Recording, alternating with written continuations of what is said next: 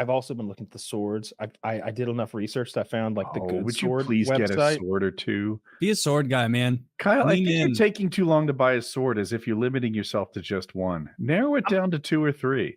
Yeah, if I'm being honest, I'm afraid I'm going to hurt myself with the sword because I know I'm going to like play with it. The website I was looking at has swords that are meant for like competition chopping, like cutting through that whatever that media is, like bamboo or whatever the fuck they do. And it's like this Water sword bottles. it's like a real deal. No, they do a thing. I know I've seen the Japanese guys do where they've got. Oh yeah, they have like a slanted.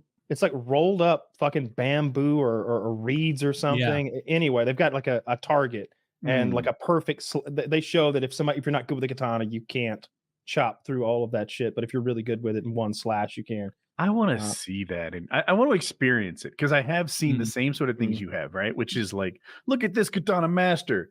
He can swing a sword. Look at this idiot. And it's like a fully athletic guy who doesn't do as well. And I'm like, what is the trick? Do you need to like slice instead of chop? You know, maybe add a little forward to aft movement on the sword. Got to be technique because and angle. There's clips of because if the blade isn't like perfectly aligned and at the way you're blade like slicing, angle. if you twist the blade even slightly, then you lose all of that. I mean, imagine cutting a tomato with a non-serrated edge, right? If you just pressed straight down on it, you might smush it. But if you gave it a little slide while you cut it, that tomato would slice. Yeah. And I think there might be something there in swordplay too. They're like pulling as they're slicing. Because it's definitely technique, because there are YouTube videos of guys doing that to like 7 of those reed bundles. What do you call a bundle of sticks? The Tawny mat.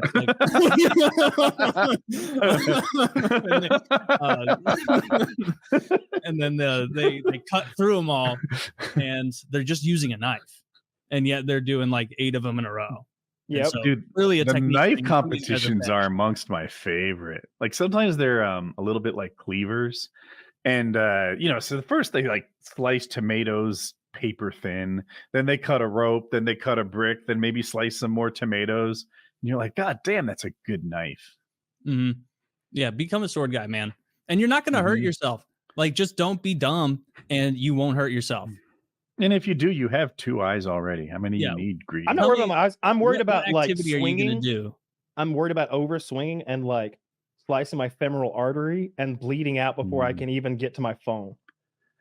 Dude, if I was staying over at your house and like I woke up late morning and I walk out and you're dead from like a sword accident, I am hiding your body. I'm making up a story for you. This is because I care about you. I would not let your legacy be that you killed yourself with a sword in your yard. I'd frame someone. I would do something to say it was a duel. Say it was You're such a good friend. I'm printing out his browser history and tweeting. No, I'm like, man, I'm not going to solve this on an empty stomach. Let's go in the kitchen. We have a sandwich first. Have a little sandwich, play with Rocky. Say I was dueling someone over honor. Yeah, it's something like that. Hide your body, because I wouldn't let that be your legacy. Yeah. Just keep the dogs in the house. If you keep the dogs in the house, there's no way you accidentally cut yourself gruesomely with a sword. How so? Well, like what? Tell me the kind of moves you're imagining like doing. Well, I don't know. Maybe I've got some sort of target set up and I go to hit it, but I've never swung a fucking sword before, and I like lose my balance a little and like swing all the way through and hit myself in the knee or the fucking foot or the shin or something like that. But I didn't hit myself with a stick or like an axe that'll, if you've ever been chopping wood, sometimes you bump yourself and it'll bounce off. And it can slice a couple tendons on the top of your foot. I'm just saying that can happen. Yeah. It's a pretty traumatic experience. But unfortunately, I've got like a competition slicing falchion. Yeah, but you also played baseball. Century. Like you played baseball, you had some coordination. Is that type of sword? Yeah. But so yeah, I'm a little worried about that. But is it Falchion? I'm almost positive that it is that. Yes. It was. God, Taylor, you fucking suck. Oh, this looks like a pirate sword. Yar. Yar. Yar, it would be. Yar. No, I wouldn't. If you're going to lean in, don't start with like a pirate sword. Start with like a What's the most basic kind of sword you can think Well, of? it would be Just the like a knight gladius. sword. So I also thought that it would be smart to get a sword that makes a good accessory to a Halloween costume. Because like maybe I could be a Roman soldier one year, and looky there, Kyle's got a Roman gladius, and the thing would be, you could walk anywhere you want wearing a real gladius, and nobody would say boo because it's Halloween. Yeah, okay. Then gladius is clearly the right move. A good gladius is like $250 to $350. I say that's a reasonable price. I mean, granted, so, I've never too. looked at the market for swords outside of Well, a couple minutes. Gladius it is. I'll get Gladius. that thing ordered up. Get it with like a jewel on the pommel, like something. So I don't know, something cool looking on it. That would be neat. Like this one. This one has a little eagle or something down there at the bottom on like a crest, kind of. Get a little amber Aquila? jewel with a bug in it. Yeah, is that an Aquila? Aguila? I know Aguila? it's a Q, but I think you pronounce it the G. You might be right. Aguila? Either way, get a fucking sword. This is the site I would use. It's I got a little lost. Is an Aguila the name of the picture on that circle or the circle? it's just that eagle that's facing one direction. That's an Aguila. Yeah. I think it's G, but it could be Q. I know there's spelled with a Q, but I think it's pronounced with a G. Could be wrong. This is the website that I've been recommended to get like a real deal sword. They also have armor and shields and LARPing weapons and gear. So you can get war hammers. Yeah, Kyle, I feel like you're half-assing this with no armor whatsoever. You're right. You're right. Dude, that guy's looking kind of hard over there in that armor. Look at him. Yeah, they have a whole subsection for Asian pole arms. That's pretty sweet. The Naginata.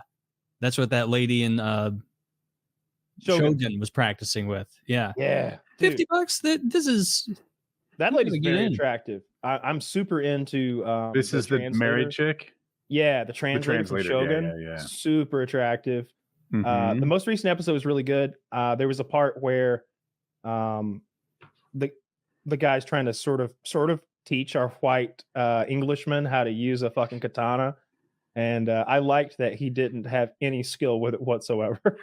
Yeah, I'm glad that too. So if you're not watching Shogun at all, to the listeners, there's this white guy who sails to Japan.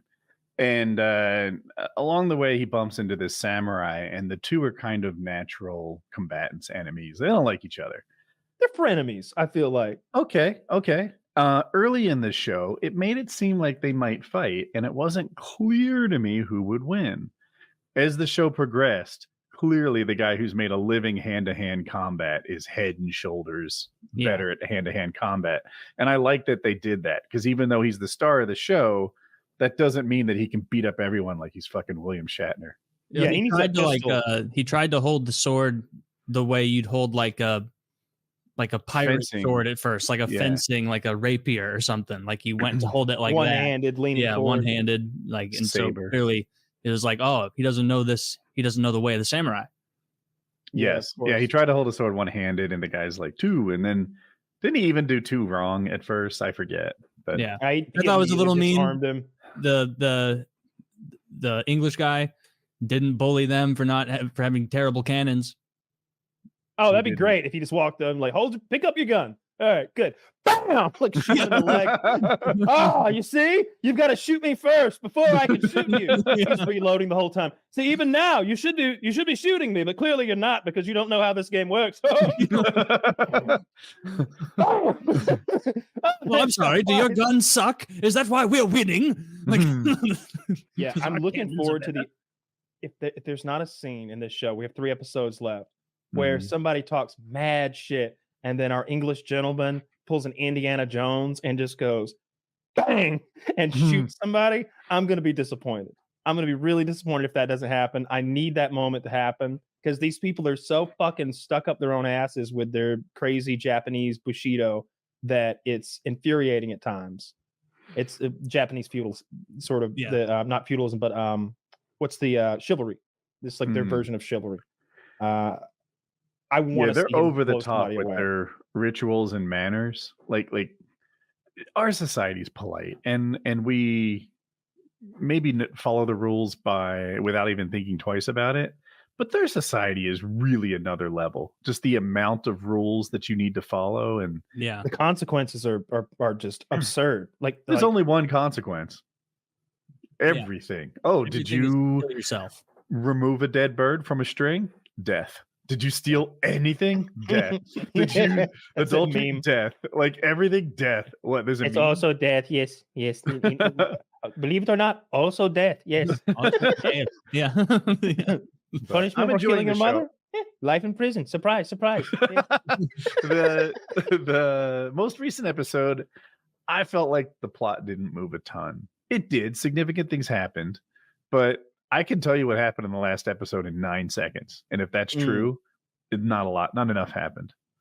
I felt like the last episode, I don't know if our main guy, I think so much of our main character, the Japanese guy, like what's his name? Nobunaga or something. Yeah. Whatever it is. I'm struggling. But I think so much of him strategically, and then he had that conversation with the prostitute lady, and I'm like, does our guy have some aces up his sleeve, or is he really at his wit's end? Because he's so smart, and the way the show works, there's no sort of time where he winks at the camera and goes, "Don't worry, we got this." And they sort of talk about how the Japanese people have multiple hearts, like one you show to the world, and maybe one you show your friends, and one you don't show anyone. These different sides of yourself. And it seems like we never get to see him revealing any of his other hearts to anybody. He just everything's on the inside. So I don't know if he's worried or not. I can't tell. He doesn't have like, so I'm sorry to cut you off. But the guy that you're talking about, the main leader, yeah, he the way that he operates, nobody is a trusted ally. Like not even his children, really. His children are maybe a little incompetent, and that's why. But his brother, like nobody, no one in the whole world does he consider trustworthy. And it's been working for him. Like he's kind of that old man, maybe. And I love that moment from this episode. If you plan to watch it, this is a tiny bit of a spoiler, but at the beginning of the episode, it's a flashback to when the Japanese guy was 12 and he'd won this great battle, and the enemy bows to him, and the enemy's going to disembowel himself. And the way they do that, you have a second, which means you have a guy there with a sword who's going to lop your head off after you have ritualistically disemboweled yourself to fulfill honor. You know, so you don't have no need to continue suffering and like die 2 days later. And this guy bows to our 12-year-old. You beat me, it's over. Gets on his knees, goes to gut himself, and his like main homie like steps out. He's like, "I got you, boss." And he's like, "No. I want the new warlord to be my second." And then it cuts, and at the very end of the episode, like that story comes back up, and he's like, "Man, I made a mess at that." And the other guy's like, "Yeah, 12 hits before you got that fucking head off. Jesus, it was awful." Who chooses a child to be their second, right? Yeah. That was the best line of the whole episode. Earlier in the episode, they retold the story as if he chopped the head with one try, and the guy who took 12 tries just let that version of it, you know, go out in public. But when Private rolled around, it was what Kyle said. Like, yeah, I made a mess of that. Fucking tries. Yeah, I really should have picked a child to do that. Yeah, I'll say this: the plot didn't move significantly, but I felt like I learned a bit about our the Japanese guy, just watching him sort of deal with maybe the potential that he's lost, and watching him mull over that problem. But I won't spoil the end of the episode, because I promise you guys, if you're not watching the show, it's really worth watching. My jaw dropped in the last like 30 seconds of that episode. A character dies, and it's like, holy fucking shit. I haven't felt like this since Game of Thrones, I think. To the not just the surprise that someone died, but how it happened was so like out of left field. It was bizarre and a little funny and just fucked up. He didn't die a real hero's death. And I like that. I like that he didn't die a superhero's death. And I like that a noteworthy character, it's not like a main character, but a noteworthy character dies. And I like that in every show. It's one of the reasons I hung on to Walking Dead as long as I did to the end, because no one's safe in The Walking Dead. They really do kill people. Rick, for all intents and purposes, died. Pretty much everyone from season 1 didn't make it to the end, except for Daryl and Carol. So yeah, Invincible. If you're watching that cartoon, a significant person dies in it, and as far as I know, unless they come back. But I like it when they kill people. Oh, did you happen to watch that YouTube video about that Japanese swordsman, that Musashi guy or whatever his name is? I hated it. Hated it. He did. Oh my god, it was. And I'll tell you, I'm glad you brought it up because dude, I got so excited. Jackie and I, we start every night with like a couple YouTube videos before we go to like Netflix and then bang. So I'm like, Jackie, tonight we have another Kyle recommendation, but this is going to make up for the last one. This one's going to be awesome. What was the last one? It was a sci-fi one, and the first part was pretty good, the one you told us about, but it was like a 9-part story, and you didn't watch the other 8. And we sat through like, it must have been an hour and a half, 120 minutes, like 110 minutes, something like that. It was pretty long for all of it. And she just like, do we have to listen to it all? The first 2 or 3 were good. You got the battle in, the aftermath of the battle, and then it was like the queen starts thinking and making stuff, and I was like, I don't care anymore. Yeah, and I consider it a writing mistake. Like if you're gonna make up names for like a new race, for one of them to be like the Clavakians and the other to be the Clatantians or something, like that's just, I got a little mixed up somewhere during the storytelling. And then like a race had to change the name of the race and the planet, and it was like, this is harder to follow now. Thanks for that. Fair. But we listened to the Swordsman one too, and we are both emotionally poorer for having heard it. So for those that are curious, it is the story. There's this Japanese swordsman named Musashi Miyamoto, and he's kind of regarded as the greatest swordsman of all time in Japan. And he, I don't remember what his record was. Obviously it was but he was like, at the time there were, if you had a duel with someone, there'd be an audience. He especially over time, he became so famous that there were audiences and scribes kind of keeping score and making sure there was no funny business. And he somehow like killed dozens of men in single combat. And it wasn't just some random guy on the field, because I often think that it's like a knight on the field on his horse with his 250,000 in adjusted pounds armor is just pub stomping guys with rakes. Like he can kill 30 a day. But this guy's facing off against some of the considered the greatest swordsmen, also his competitors. And the one story I sent, while I'll admit, isn't a great story, and it kind of gets to the point right away.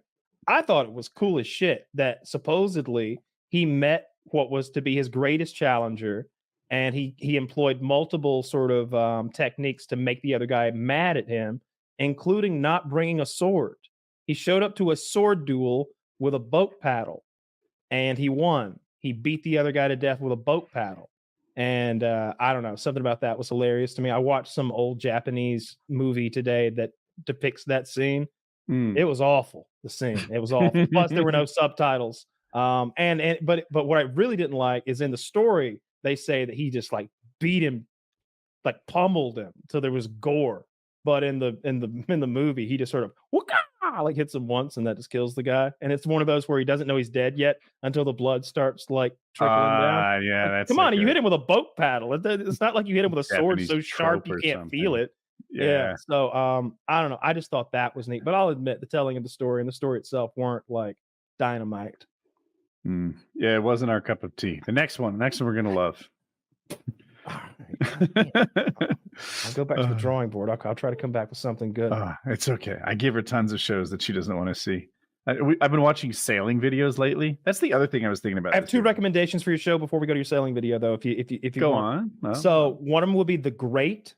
It's just The Great. It's about Catherine the Great. It's real cutesy. It's the true story, the historical story of Catherine the Great of Russia, and how she started off as just this woman who was married to the prince or the king or whatever, or the czar, and just treated like baggage or like a sex slave or something. And she ended up being the czaress or whatever of Russia. It's funny, it's cutesy, it's comedic, and it's a little silly and farcical at times. And they're wearing it looks amazing. It looks like a period drama. So they're in those fantastic castles and they're riding horses and they're all wearing the period correct costumes. That's really good. And oh shit, there was another one that I wanted to recommend.